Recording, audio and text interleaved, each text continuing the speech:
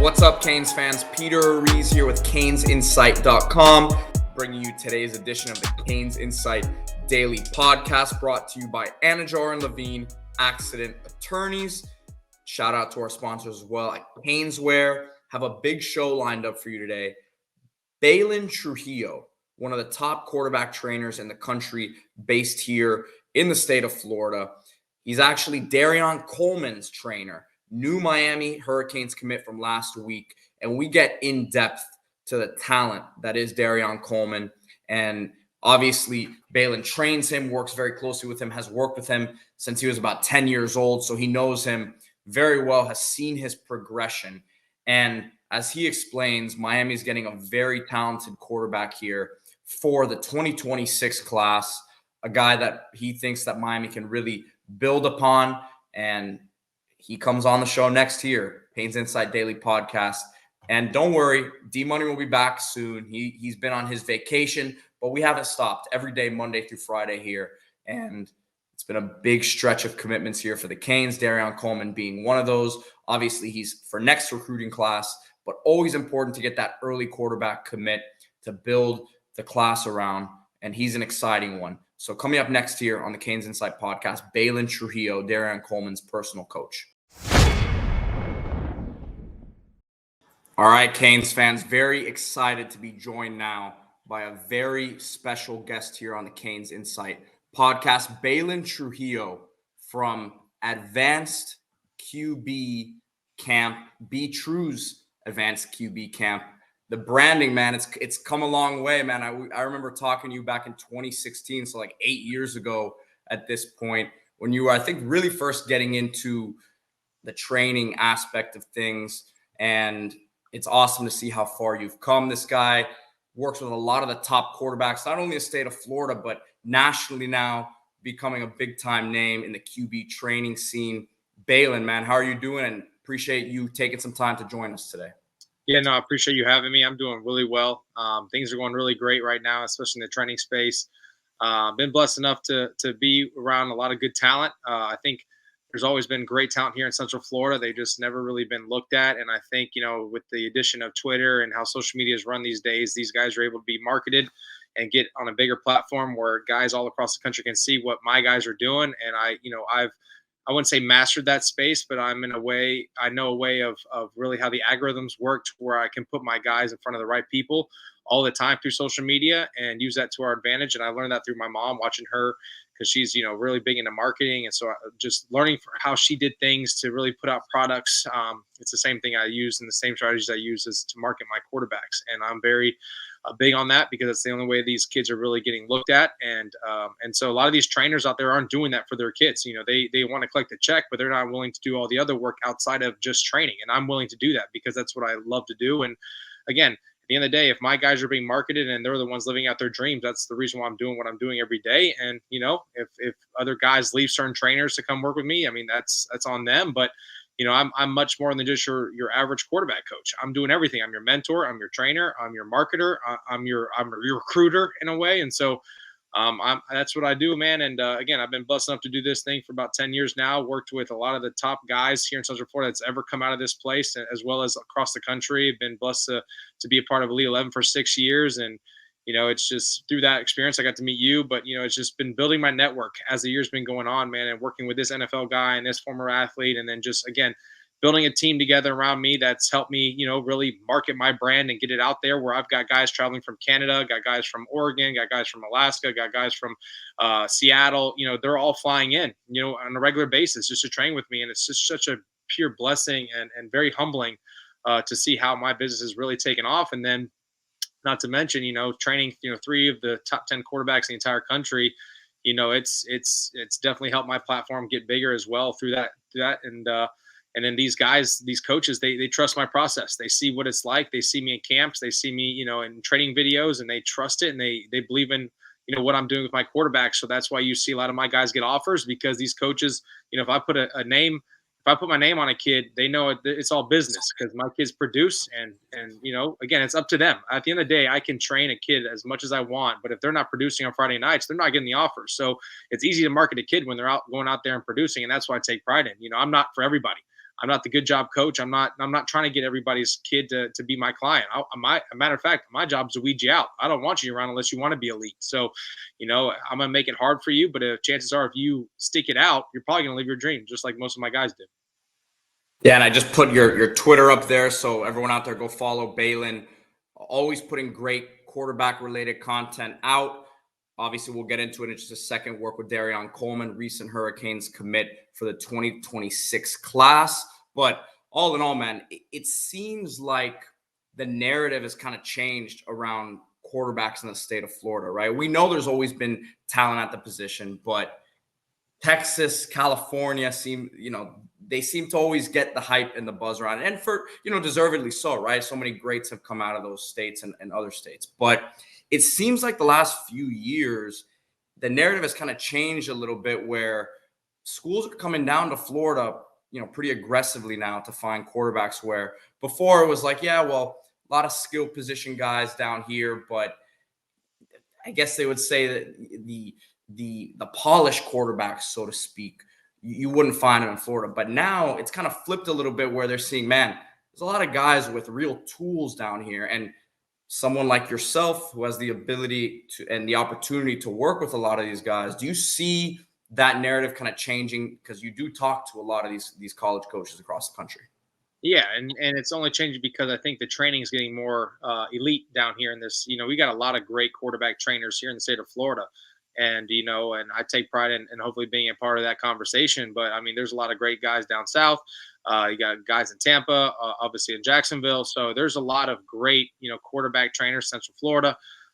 So the position is really starting to take off here. And at the end of the day, we all know, and we're not going to sugarcoat it, Florida is the best talent. So when these guys and these coaches and these recruits are finally going to the state of Florida, now I'm not knocking anything off Georgia, Texas, and California, but at the end of the day, this is the mecca of football. When you have the most talent, a lot of these guys that make impact or you see in the NFL draft, I mean, they're coming from the state of Florida. I'm talking about they're born and raised, not playing in any university here, but I'm saying in general, a lot of the top guys that we see in the NFL now are Florida bred, usually down south in Miami. And so, with that being said, it's sad that we've never really seen the quarterback position take off. But now people are starting to realize, at the end of the day, to get these athletes the ball, you have to have a trigger man. And so with the great coaching that's happening here in the state of Florida and these guys playing at the highest competition every single week, you can't deny the talent at the quarterback position. So when you look at guys like Brady Hart and Noah Grubbs, those guys really hit the scene pretty fast, especially in the state of Florida because of the numbers they're producing. But at the end of the day, you look at the competition level. That's why they get the respect that they deserve. Will Griffin, the same thing. Dia Bell, those guys are playing the top talent every single week. Dereon Coleman. So when you add that to being, excelling at a high rate, putting up numbers like they are against the competition that they're playing against every week, because as we know, the state of Florida has probably the best talent in the country. Now you can't deny it. Now these kids are getting the offers and they're on the platforms that they deserve to be on. So we're starting to see that trend a little bit now, Central Florida. And again, I would, take pride in that being part of the quarterback training space here in the state of Florida. But at the end of the day, they know, the recruiters know that if you're able to compete at a high level against the talent that you see every single week here in the state of Florida, you're probably a dude. So, and now you're seeing all these guys, be part of the biggest class in probably the history of quarterback in the 26th class. And you played at USF. We see your jersey back there behind you, but I know you've always had a lot of love for the University of Miami. Even, the last 10, 15 years have not been the best of times, but obviously things seem to be turning around there the way that this coaching staff has been recruiting. We'll get into the staff and your dealings with them in a bit, but we gotta talk about Dereon Coleman. Obviously committed to Miami last week, a guy that I know you've worked with for a bit now. So take us back to when you first met Dereon, first started working with him and his progression. I saw you had a pretty strong quote in an interview the other day saying he was the best arm talent that you've had a chance to work with, which is obviously extremely high praise. Yep. So again, take us back to when you first met him and the journey you've been on with him. Yeah, not going back to that quote, and that's a pretty big statement, and I don't shy away from it. I'm very confident saying that. And I've said in front of all the guys that I train. I mean, there's nothing. If guys were able to see Dereon Coleman in person, they would understand where that's coming from. But I've been blessed enough to see his true development. We're talking since he was 10 years old. Now, before he was 10. Growing up, I think starting the age of 3 or 4, he was working with his dad. He threw the baseball around a lot. That's when his dad really knew he was special and elite. But he developed his son. He played quarterback at Florida A&M, and so his dad had a history of playing quarterback. But he knew at some point he was going to have to transition, and it was just so perfect timing. He was 10 years old at a FBU All-Star camp that I was coaching in. I was the only quarterback coach there, and his first pass, he drilled it at me, and it was really good. And so I was kind of like, okay, but then when I caught it, it was a composite ball. And if any, it's funny because it's like one of those jokes that I say, but if I ever see a quarterback with a composite ball, I literally throw it as far as I can and tell their parents never come back to see me again until they got a leather ball, because I've seen kids throw sidearm, under their legs, behind the back. It's perfect spiral every time. It's rubber. It's not even real. So when he did that, I was like, okay, this kid had the natural ability to throw, but I'm like, man, this is a composite ball. I chucked it and told him to go get it, just like I do in all my trainings with kids that were first introduced to me with the composite ball. And so he was upset. So he went, got it, and he came back. And the very next rep, he threw it as hard as he could at me. He was so mad, and I'm like, okay, now I'm in his head. So now I'm going to really attack him right now and see how good he responds to this, because I love playing mental games with the guys to see if they're mentally tough to play in this position, because at the end of the day, this is the hardest position in all sports. And so at the end of the camp, which of course I believe he won MVP of that, his dad came up to me and was like, I've never seen a coach or a trainer push my son like that before, other than myself. I'm talking about his dad. And so I was like, yeah, I don't baby this position. I don't sugarcoat it. And I make sure these kids know who's the alpha in this scenario. And he's like, I love that. So he got my contact. And from that point on, it was like 3 or 4 days a week, consistent for, years. He would travel from Polk County all the way to Orlando, drive over an hour just to train with me. And his dad really believed in my process. I would do camps outside of the state or even up north and down south, and he would be there. They believed in my process, and they were all in. And I knew, man, this kid was gifted. He was elite with his arm. By the way, this is the next up and coming Dereon, my son, who's there you go. Yeah, Grayson Kane Trujillo. What's up, Grayson? Kane. So go throw up to you. Do the you. There it is. He already talked. If there was any doubt, if you had love for the Canes, man, middle name Kane. That's right. You gotta love it. That's right. And so, man, everywhere I went, Dereon Coleman was there. And so again, I'm able to say that strong statement of him being the best arm talent that I've ever trained, because I got to see him literally develop since he was 10. And so seeing that over the years, his quick release, his fast twitch, he's extremely accurate. I mean, he has everything. He checks off every single box from an elite quarterback standpoint, and he could throw 63 yards at 165 pounds. I mean, name another quarterback in the country that can do that with that size. I mean, it's unreal. It's freakish. It's God-given, and you can't teach that. And so that's why I can confidently say that Dereon Coleman is the most elite arm I've ever trained. Now, I got some elite arms. I mean, I developed Brady Hart, developed Noah Grubbs. I've trained over 34 Division I college quarterbacks, have 7 guys currently in professional, whether they're playing arena, CFL, XFL, overseas. So I've been in this game for 10 years and seen a lot of great talent. But when we're talking about a guy that I've literally taken as a kid, a boy, and literally see him grow into the man he is today, I can confidently say, I mean, there's not a single ball he can't throw on the field. He's effortless, and look how he plays. I mean, you're watching this tape now. Look how calm he is. I mean, we're talking the game is slow to him, so he's very in control of everything. And again, look, I mean, he flicked his wrist. The ball's going 5 yards in the air, and it's accurate. I mean, it's unbelievable what this kid can do with that arm talent. And again, we're talking about a kid who's going to be at the University of Miami in 2 years. I mean, he looks like he can compete in a room right now. I mean, look at that throw, even getting tackled. And he's going to be bigger, faster, stronger, smarter in the next 2 years.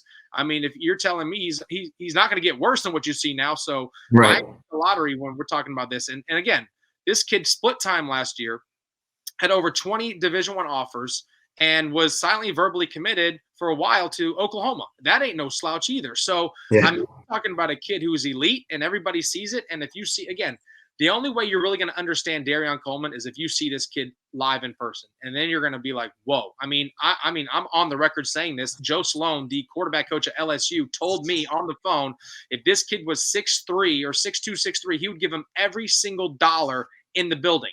I mean, that was after he saw all my top guys. So you got a coach that's at the highest level saying stuff like that. I mean, look at that. Flick of the wrist, the ball's just traveling. It's effortless. And that's when you know you're elite, when you don't have to really work hard to get the ball where you want it to go. And on top of that, he's a dual threat kid who can run. He runs a 4.6, 4.5 40. I mean, kid's unbelievable. So, yeah, that's why I can confidently say Dereon Coleman is the real deal, and he's a phenom. It's funny because I had friends of mine who are Canes fans, but don't really follow recruiting all that closely, sending me clips from when he was at Miami camp a few weeks back. Yep. Asking me, who is this kid? He's just, same thing you said, he's just flicking the wrist, right? And I think that, especially when you get a chance to see it up close in person, right? It's one thing to see these huddle clips and it pops, but when you have a chance to work with them up close and see it live, I'm sure it's pretty amazing to see. And outside of just the physical talent that he has, you mentioned how he won his starting job midway through the year at a big time program, Orlando Jones, last year. So it seems like he has everything else you're looking for in terms of the leadership ability and the ability to make guys around him rally around him and believe. Yeah, I want to touch on that too, because a lot of people, there's storylines everywhere about what happened with, Dereon and Jones last year. And his whole life, I had a plan. So I had a plan for him from the get-go. I got him in news articles when he was a kid. I got him on, news stories because he's throwing 43 touchdowns in sixth grade and Fort Meade, which, unbelievable. He started as an eighth grader on varsity. Like, the kid had always had a plan to get to where he's at today. And I already knew at one day he was going to play under Elijah Williams, who's the head coach at Jones, who I played under at Oak Ridge. And so the whole plan was to eventually get him to Orlando. And when he made that decision his freshman year, we had a plan. And then going into his sophomore year, here comes four-star Trevor Jackson, who's an Elite 11 finalist, who was committed to Ole Miss. But here's the thing that people don't understand. Dereon was already there. So Coach Will's big on fairness. So he's like, hey, Dereon, you're the starter, but we got this phenom guy coming in who's a Elite 11, four-star, Ole Miss commit, SEC, whatever. He's coming in. He wants to win state his senior year, so it's your job to lose, but he's coming. And that's the thing that people understand. Dereon, it wasn't like, oh, Dereon took the kid's job. Dereon never gave up his job. It was his first game was against Jesuit, who of course had Will Griffin, biggest stage in Camping World Stadium, which is the biggest stadium in Orlando other than where UCF plays. And he threw 5 first-half touchdowns. I mean, they blew Jesuit out 38-18. Will Griffin is the hottest name at that time in the state of Florida, and he shredded Jesuit himself. This right here, this highlights against Jesuit here, and I mean, he just picked them apart. And so, when you do something like that, you can't bench a kid like that, especially when you're in the 26 class, when the head coach knows you got 3 years with a quarterback that's like that. You can't bench him no matter who this guy is. And unfortunately for Trevor, he was, got a lot of, bad press. And obviously now he's at Florida State and, things happen for him. But at the end of the day, that's who Dereon Coleman is.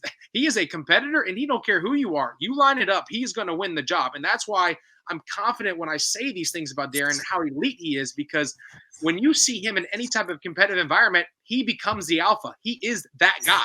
He doesn't care if you're 6'5", you're 6'4", has a strong arm, got multiple press, higher ranking, bigger stars. He wants to compete with the best. His dad always strategically placed him. Whenever I'm training my college guys, he wanted Dereon Coleman there just to show video comparisons at 12, 13, 14 years old. I mean, I got clips on YouTube where you can see Dereon going throw for throw with an NFL ball with DeAndre Francois, who at the time was starting quarterback at Florida State. I mean, we're talking, they're going throw for throw. It's on YouTube. People can watch it. He's throwing an NFL. I'll pull it up right now. What's the video? At 13 years old. I mean, he was throwing to Naquan Murray, who was at Florida State, played Seattle. He played with Kermit Whitfield, who went to Cincinnati Bengals.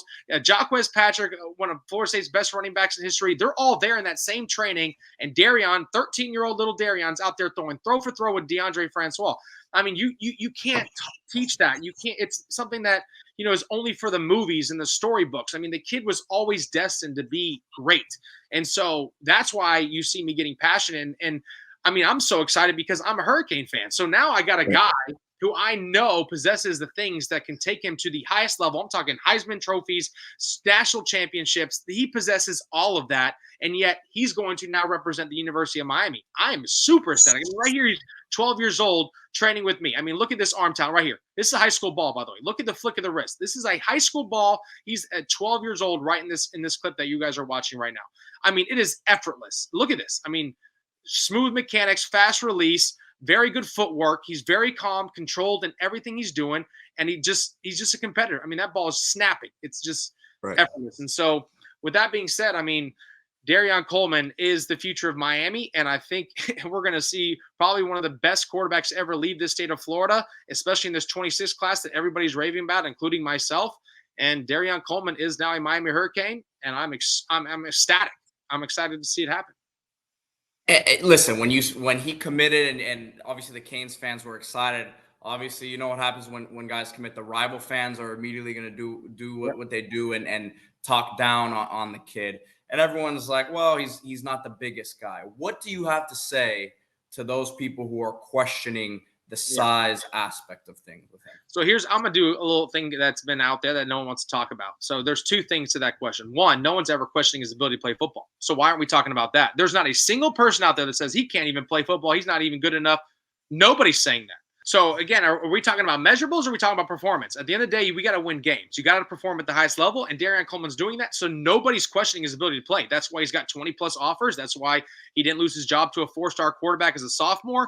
I mean, and that's why he started as an 8th grader on varsity. I mean, again, when the pads come on, Dereon Coleman is the best player on the field, regardless of what they're playing, who they're playing. He will always be the best player on the field. So, and he's also 6'1". But let's not talk about measurables, because let's look at Bryce Young. He was 5'11", 165 pounds. His sophomore year was a no-star. He had to transfer to Mater Dei. Nobody's talking about that, but Bryce Young is, according to people, he might be one of the best quarterbacks to ever play college football. What about Kyler Murray, who's at 5'9"? What about Johnny Manziel, who's 6 foot? What about Baker Mayfield, who's 6'1"? We're all talking about guys who are already his size. He is 6'1" right now. He's only growing. Now everybody wants to talk about his weight. Okay, 165 pounds, but you're going to tell me in 2 years from now, he's not going to get bigger, faster, stronger, smarter? So again, when I talk about Dereon Coleman, he is the home run hit. He is the lottery pick. Every college that offered him got the same message from me. What is it going to look like in 2 years? Are you willing to give up on a kid who has the most elite arm in my group that you guys are recruiting other kids in my stable?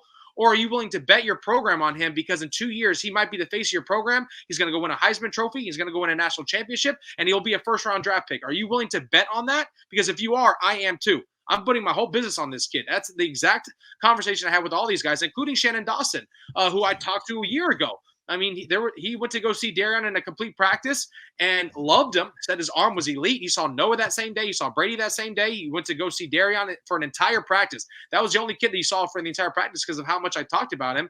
And Noah got the offer. Brady was nursing a back injury, and Dereon had a great practice, but he was like, his weight. So the whole year has been about Dereon Coleman's weight and, can he gain weight? Well, guess what? He's gained 15 pounds since last year. He goes to Miami and shreds it at the 7-on-7. And Shannon Dawson literally texted me that morning and was like, if he does what he has to do today, I'm going to offer him. And dude, he was the best quarterback in the entire room. He lit it up. They won the back-to-back championships in their 7-on-7, and Dawson literally offered him in Mario's office immediately after the camp, was like, we're all in. You just became our top tier guy. You are our guy in the 26 class, and we want you. And then a week later, he comes back, competes in the camp with all the top guys. Tate Reynolds is there. Michael Clayton's there. A lot of the top 26 guys are there. Dereon Coleman, again, did what he had to do, and after the camp was over, went into Mario's office and made the decision and committed.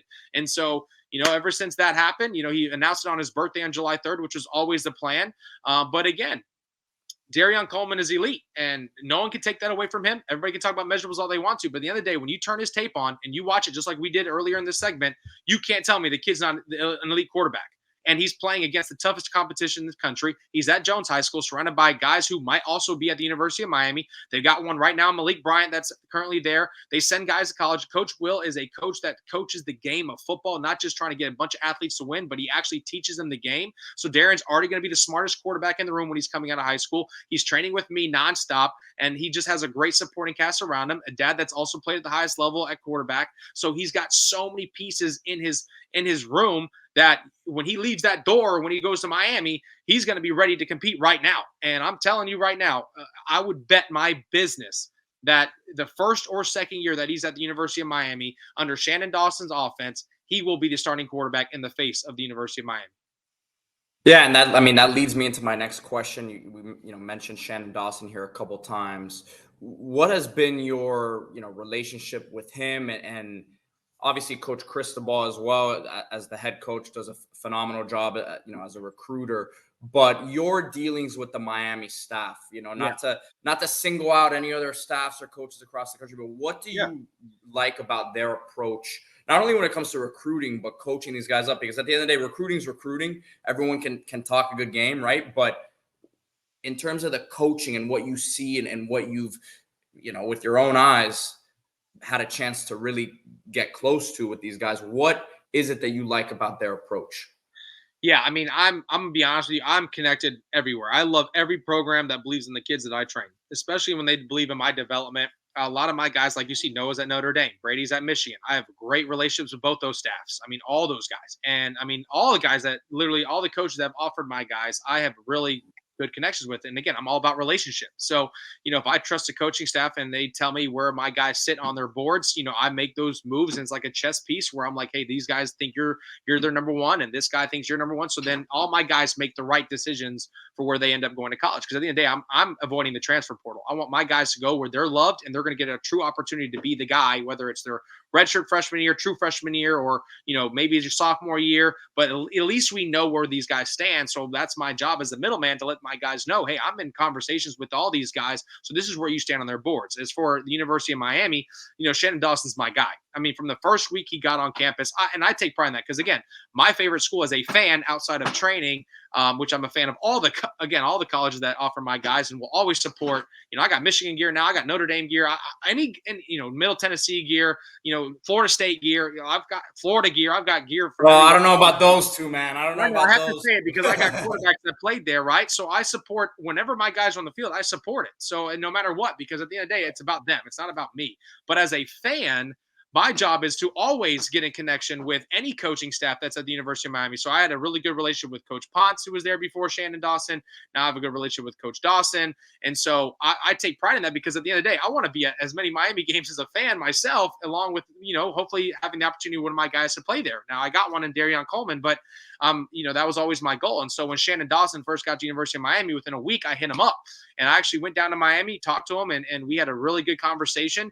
And I'm telling you, man, I loved where his mind is as far as the offensive schema goes. And as a matter of fact, when I met him for the first time in person, I had Brady Hart with me and Noah Grubbs. And Dereon Coleman was there as well, winning the 7-on-7 tournament that same day. So it was like a crazy match made in heaven for all my top guys to be at the University of Miami the same day I'm meeting Shannon Dawson for the first time. And so I spent that entire day with him and just got to be in his office, learn his schemes, learn how he recruits guys, and then obviously spend time with Mario Cristobal. And so it's been honestly a match made in heaven, and I believe in what Shannon Dawson's doing. So when I approached Shannon Dawson for the first time, the first thing he ever said to me, and again, as a fan, I'm like, how does it feel to represent the U on your chest? He goes, honestly, Baylin, I don't care who I represent. I just want to win games and win championships. So I'm here at the University of Miami, and that's what we're going to do here. And so when he said that to me, I'm like, man, I love that mindset. Like, it don't matter. He could be wearing Toledo. No disrespect to anybody. I mean, he could be wearing any college, wherever, where I play, after USF. Wherever he's at, he wants to win and win championships. So if that's your mindset, that's how you're going to recruit. So with that being said, I mean, he's always going after top guys and he believes in the brand. I think Miami has a big national brand, whether people want to believe it or not. When you wear the University of Miami, whether you love it or you hate it, you recognize it. And so, when you have that brand behind you, you're able to go and recruit. I mean, let's be honest, Miami's never struggled in recruiting. They're always a top 10 program every single year, whether we're having the worst year at 5-7 or 6-6, losing bowl games. No matter what, our roster will always be the best. So it's about coaching. How are we changing the culture of coaching at the University of Miami? Because you're always going to get the talent because of the brand.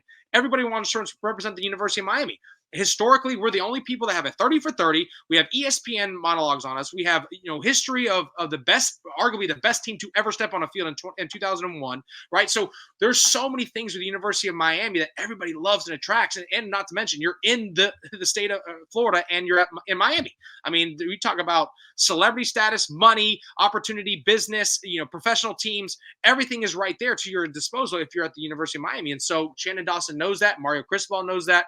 And so they recruit really well. And I think that Mario's doing a great job of getting the right staff in place around him to be successful. And at the end of the day, they got to execute on Saturdays and some Thursday nights and maybe a Friday night here and there. And if you do that, watch Miami be back to where they should be at the top of college football.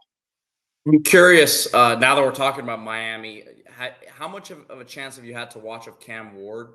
And, what are your impressions of him and how good can he be for this Miami team? I think he's the best quarterback in the portal coming out. I mean, I don't think anybody argued that at some point when he first announced he's in the portal. People thought he was going to Ohio State, and there was talks about him going to maybe other big powerhouse programs, and Miami was obviously a name because they had the NIL and the flash. He almost went to the NFL. He did declare. Yeah, well, but he was smart because he didn't get an agent. He just declared, and you can pull out at any point if it doesn't work out. Now he has an agent who I'm starting to work business with, but I believe Cameron Ward is the best quarterback that came out of the transfer portal. Miami hit the home run, and especially with what Shannon Dawson wants to do. I mean, look what he did at West Virginia with Geno Smith. I mean, you talk about that offense was electric, and so now you're adding that to Cameron Ward, who can make any throw on the field, and that's one thing that Shannon Dawson told me on the phone after he offered Dereon. He goes, after watching today, he's my next Cameron Ward. He is that next big it factor that we need at the University of Miami, and what I want to do with the fast-paced RPO, stretching the field vertically, stuff like that. He believes Cameron Ward obviously can do that, and Dereon Coleman's going to fit right behind him. So I think with that match, I think it's a really good comparison. I think that they have similar games, and I think that with Cameron Ward being able to do what he does with his feet, as well as standing in the pocket and doing the wow plays, I think Miami's missing that, and he knows how to facilitate the ball and get the ball in the playmaker's hands, which is all about Shannon Dawson's offense, and he needs a guy that can put the ball down if he needs to get out of trouble and make things happen. We unfortunately did not have it with the previous quarterbacks that we've had at the University of Miami, but now we have a true, I would say, pocket passer that can run just like Dereon Coleman, and he will hurt you with his feet, but that arm talent is elite. You can't deny it, just like you can't deny Dereon's arm talent. So, again, when we're talking about the similarities, that's how Shannon Dawson's recruiting right now. This is technically Shannon Dawson's first true quarterback that he's brought into the University of Miami. He's worked with the other guys that other guys have brought in, but Cameron Ward's his first guy. Then he got the Poppenberger guy that from up north, and then now he's got the Luke kid, and then Dereon Coleman. So now you're starting to see his quarterback room and kind of the similarities between these guys' games. That's going to help bring back Miami football and hopefully be explosive on offense. But the last time I can remember that Miami was really that explosive was when De'Aaron King was there, and no one's talking about his measurables. I mean, he was 5'9", 5'10", and he's out there shredding defenses because why? His arm talent was elite, just like Dereon Coleman. So at the end of the day, it's about performance. What do you do on the field? And Cameron Moore brings the wow factor. De'Aaron King brought the wow factor when he was healthy, and I believe Dereon Coleman has the wow factor and will consistently get better because when he comes to Miami in 2 years, he will be the face of the program, just like Cameron Ward is. A few more things here before I let you go, Baylin. For Dereon, what's the next step for him? We talk about adding the weight. That's going to come naturally. We understand that. But as a quarterback, what is his next progression, and what are the things, I guess, that you've been working on this offseason specifically with him? Yeah, so he's already got the physical measurables. He's got the talent in his arm, so that's easy to train. So we're going to obviously polish up his footwork to get in sequence of timing of routes and stuff like that and become more reactive as a player on the field. But I think right now we're really attacking, obviously, his strength in the weight room. So he's taking protein every morning, every night, just trying to put on muscle mass. He's long, he's rangy. He's got, again, all the stuff you want to build on top of that. So right now that's the focus. But from the quarterback perspective, we're in the film room a lot. We're watching film. We're dissecting, how to do protections and understand leverages and understand little different techniques where it's making the game slower for him. So that way he doesn't always have to rely on his trigger. I mean, he knows that he can make any throw on the field. So sometimes he really forces things because he knows he can get it there.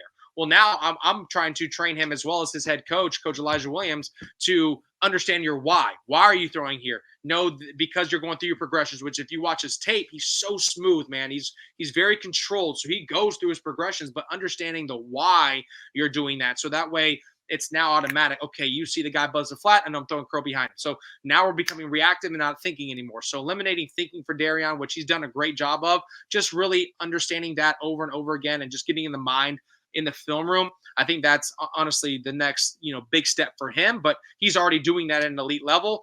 Every day he has to go see Coach Elijah Williams at Jones and they go through film together. So, I mean, he's getting that. So it's just only getting better. And again, he is in the top echelon of quarterbacks that I've ever trained. And he is an elite quarterback. And again, we can train as much as we want on the field, but I think the mind at the end of the day is what separates the good athletes that can throw from the quarterback and the quarterback that's a good athlete. And I think Dereon is a true quarterback that can make things happen with his feet as an athlete. But again, this is where it's all going to come down to. And if he understands that and continues to get better at that, the kid, again, will be the face of the University of Miami and hopefully bring us back some national titles. I have a general, quarterback training question because obviously there's so much sports specialization that goes on, right? Where kids are playing really, a lot of them are forced to pick a sport early on, and it seems like a lot of the quarterbacks that come out and end up being top guys that maybe aren't, the 5-star coming out of high school, right? Aren't the aren't the top 3, top 5 guy who's anointed as that quarterback right out of the gate. A lot of them have different backgrounds athletically. You mentioned baseball. When you first met Dereon, that he was there throwing baseball. How do you kind of make sure these guys don't stay robotic, so to speak? You talked about being more reactive, right? How do you train that in today's game, where I'm sure a lot of the guys that you're working with maybe have been focused on playing the quarterback position for a few years, before you even have a chance to get to them? Yeah, yeah, that's good. That's a great question, and I'm gonna be honest with you. And some people might disagree with it, but I tell all my kids, my elite kids specifically, quit any other sport you're doing and focus on football. You can't. This Okay. quarterback has to be a year-round thing. It can't be a seasonal thing. I mean, and a lot of my top elite guys like Noah Grubbs and Brady, they were baseball players. They love baseball. They did it for fun, but their passion was football. And I told them, I said, if you want to be at an elite level, you got to put down the other ball to focus on the one that's going to get you to where you want to go. And so I have those conversations, those tough conversations, and it's worked out for me every single time. Brady quit baseball and he's all football, and look, he's committed to Michigan. Noah Grubbs, same thing. He put down the baseball and now he's committed to Notre Dame.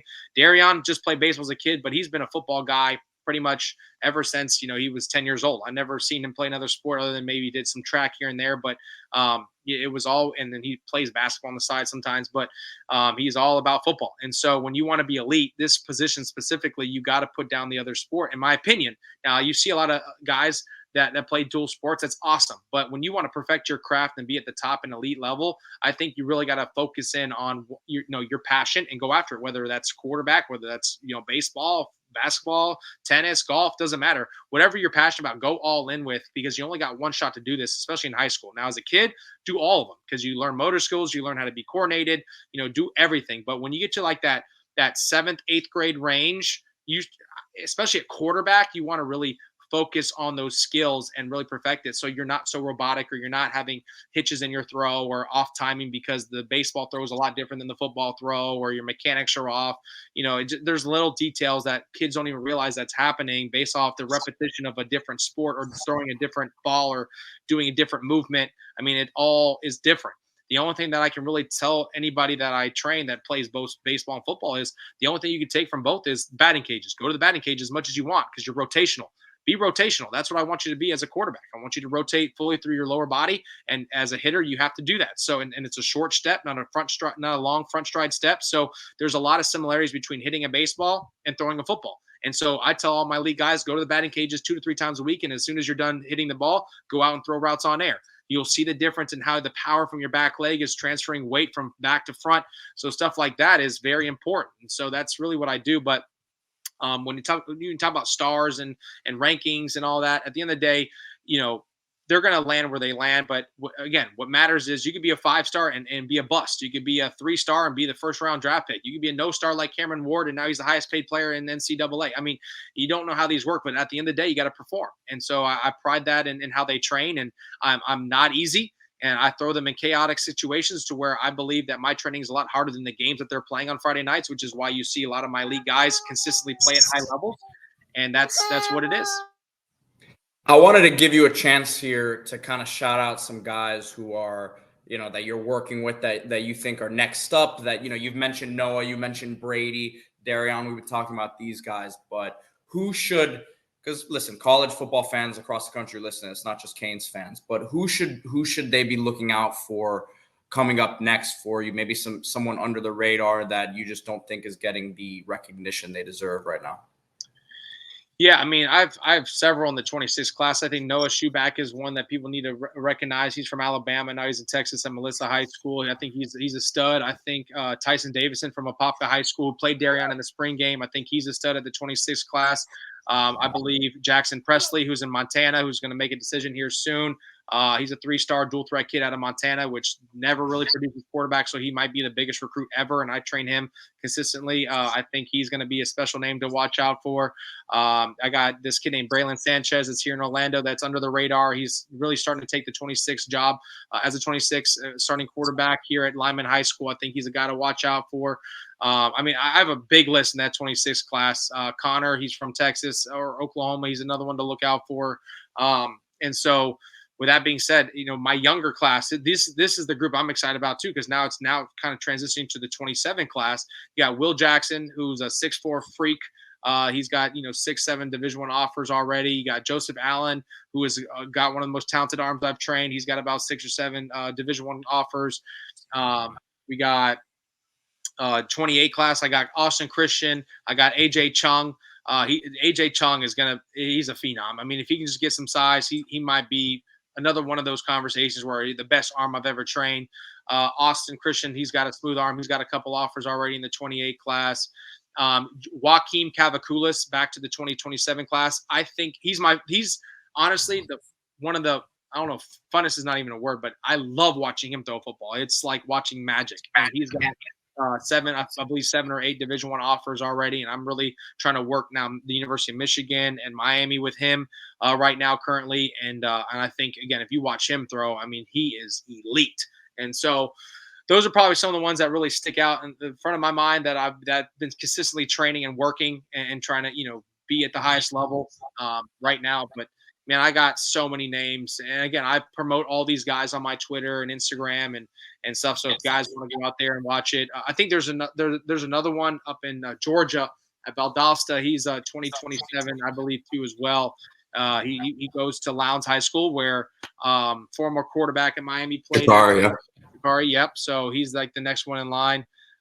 So I mean, there's just so many gifted talents. But again, if you watch how I move on social media, these kids, you get to see who my top guys are. I always tell the kids there's a difference between likes and retweets, and you'll see who I really promote, because I can see they got the it factor, and they're blessed enough to be promoted, because I know that if it pans out for them, they'll be committed to Power 5, Power 4 programs. Listen, I'm sure Grayson's not far behind, man. 20. Oh yeah, he's already. Grayson's already got several offers, and but no, he doesn't understand even the position he's in. I mean, I've built such an awesome network with college coaches that I already know when it's his time, Lord willing, I mean, he'll be taken care of. He has no idea. I mean, at 15 months, I took him to the University of Miami, and we did an unofficial visit for him. He's got a video out there on my social media page. Literally, he got to meet. I mean, if you could pull it up, that'd be cool. I mean, Grayson Trujillo Miami Hurricane visit, and I mean, it's like 30 seconds. But he's, like I said, he got to meet the quarterback there now, who's played a little bit last year, and so I mean, it's already destined for him, honestly, to be a Miami Hurricane. But any school that takes a chance on my son in the future, obviously, we'll be big fans of. Is it on his Twitter here that you have? It is. It's also on YouTube. Again, if you just type in Grayson Kane, Miami Hurricanes visit, or unofficial Miami visit, you'll see it. And they did the whole 9 for him, and it was really cool. And again, that's my relationship that I have with the Hurricane coaches. I mean, those guys, who else is taking their kid and doing a whole visit and meeting the coaches and going on the field and in the weight room and doing that whole 9. So I've been blessed enough to set my son up to eventually do that. So here's the video. This is awesome, man. Look at that. You're teaching him. You're teaching him young, but yeah, what an awesome experience for him. And again, I think it speaks to your relationship with the staff down there, and like the attention to detail they go into with this whole thing, man. That's awesome. Look at that on the practice field. Is that Coach Rumpf there with him? Yeah. So yeah, man, that's awesome. I mean, think about what kid is getting that experience. I mean, look, watching it again. I mean, again, he is 14, 15 months old. I'm taking him to Miami. The coaches are all in. He's meeting all the guys. He's in the rooms. He's on the field. That was Emory Williams throwing with him. I mean, it's like it was the whole experience. And so, again, my whole thing for Grayson, and he has no idea what his life's about to be, and going on these recruiting trips and stuff like that. I mean, the brand's only going to get bigger, and he's going to be a part of it. Hopefully, again, he loves it. But again, I'm going to always support whatever he's going to be passionate in his life, whether that is football or whatever other sport it is. He's got to have to play something. He ain't going to be sitting on his butt. But he's already loving Miami, and that was his first word other than mom and dad was Miami. He looked at the view that's on my wall right here and was like Miami, and he's learned that ever since. And so one of the coolest moments that I've had with him was with Dereon Coleman the day he announced his commitment. We're at his house, and the whole day he's wearing his Miami jersey, throwing up the U, and he's 2 years old, and it's like, wow, it's like this is like my dream. It's clicking for him, man. It's clicking for him. Yeah, it makes sense when your middle name is Kane, so he's already kind of living in that path to one day maybe being a story with you about him committing to Miami as a Kane, But I mean, listen, man, if I'm still doing it then the Canes will be on to big things then at that point. I'm hoping for sure. No doubt, brother. No doubt. Baylin, what's next for you in terms of your camps? Because I know you're obviously based in Florida, but I see that you're doing stuff outside of the state as well, and also for parents or future players who want to get in contact with you. What's the best method to do that? Yeah, I also want to give a shout out to Champ Smith. Champ Smith, he's also down south. He's another one of my elite 2027 kids. He's got 10 plus offers. He's right there in Miami, elite arm. So I wanted to give him a shot. It just popped in my head because I knew there was someone else. I'm like, oh, come on, what is it? So Champ Smith was at Columbus this past spring. And so he's an elite talent down there too as well. So be looking out for his name. But to get in contact for my training, again, you can find me on all social media platforms. Twitter, I'm mainly active on. I love promoting the kids that I train and being on Twitter Spaces because I feel like that's the biggest outreach to college coaches, to fan bases, to players, to kids. So Twitter is as my first and last name at Baylin Trujillo, Baylin Trujillo. Same as my Instagram. My main page is the exact same at Baylin Trujillo, but I post all my quarterback stuff on my quarterback training page, which is at BTRUQB training. And again, that's where I promote all my kids on Instagram. But I'm going to be honest with you. If any word of advice for the kids that are listening or parents, make sure you are active on Twitter. Nobody cares about Instagram. That's a personal thing. Colleges only go on Instagrams after they've recruited kids to see who they are as a person and understand who they are with their character and morals and stuff like that. So be careful what you post on Instagram. But from a recruiting standpoint, they can care less what your Instagram looks like. They're all about Twitter and seeing how you promote yourself on Twitter, how your training videos, your hashtag, whatever you're doing on Twitter. College coaches can see at any point, and there's literally people within the building that literally all they do all day is watch social media and watch kids that they're recruiting on spaces like Twitter. So my encouragement for you guys, especially in like dead periods like now, is to promote your kids or promote yourselves, kids that are watching, post your videos of you training, make sure it's good content because don't be posting things that look terrible. Trust me, get somebody to confirm what you're posting is legit so that you're not looking foolish on there. But getting active on your Twitter accounts, that's how you're really going to get in front of the eyes of these coaches if you don't have trainers like myself who work as middlemen to get players in front of these guys. So that's pretty much what I have for you today, man. I really appreciate you having me on your space. I hope a lot of people are excited about Dereon Coleman like I am. Again, he is a phenom. He is a special talent. The University of Miami. He is my first ever Hurricane quarterback, so I take pride in that. And it's like, again, I told him as a young boy when I was training him at 10 years old that I was creating him to be a Miami Hurricane quarterback. And at the time, Oklahoma was putting out, Heisman Trophy winners and all that. So his whole thing was, I'm going to be a Sooner. But I was always telling him, you're going to be a Cane. And it's so ironic in how God really orchestrates things to where those were his two top schools at the end of this. They both offered him a full scholarship. Both would have taken his commitment and ended up choosing the University of Miami, which I had destined from the get-go. So clearly my process works. Yes. Fly all in. And Hurricane fans, let's focus on performance, not measurables, but measurables will come because in 2 years, the kid will be bigger, faster, stronger, smarter, and he'll be representing the U really well and hopefully bringing us back titles. So you should be excited about that because when you turn on that tape, you can't deny this kid is elite. He's special, man. Baylin Trujillo, awesome stuff from you. And again, Canes fans, go follow him on social media, on Twitter for sure, because he has guys coming up too. And listen, you post a lot of this stuff, a lot of your sessions with Dereon as well. So it's going to be fun to see him progress over the next year and a half, 2 years before he steps on campus, and not going to get a more inside look than with his coach right here, Baylin Trujillo. Thank you so much, Baylin. And we'll talk to you soon, man, for sure. Thank you, man. Go on YouTube. Everything about Dereon's stories on there, guys. So type in Dereon and Baylin, and trust me, you'll find a lot of content that you'll love as you see his process to where he's at today. And I'll put the link in the bio to Baylin's YouTube page as well, everyone, so you can see that underneath the video. But until next time, Baylin, appreciate it. Go Canes. This an insight to the Canes, and you know we ain't playing no games. Joaquin said dominate, so that's what we do. Home of the legends and 7th floor crew. Down in Miami where hurricanes brew. You here for the rumors, we bring you the news. Cause it's all about the you. And nobody do it like CanesInSight. Nobody do it like CanesInSight. Nobody do it like CanesInSight. Nobody do it like CanesInSight. It's CanesInSight.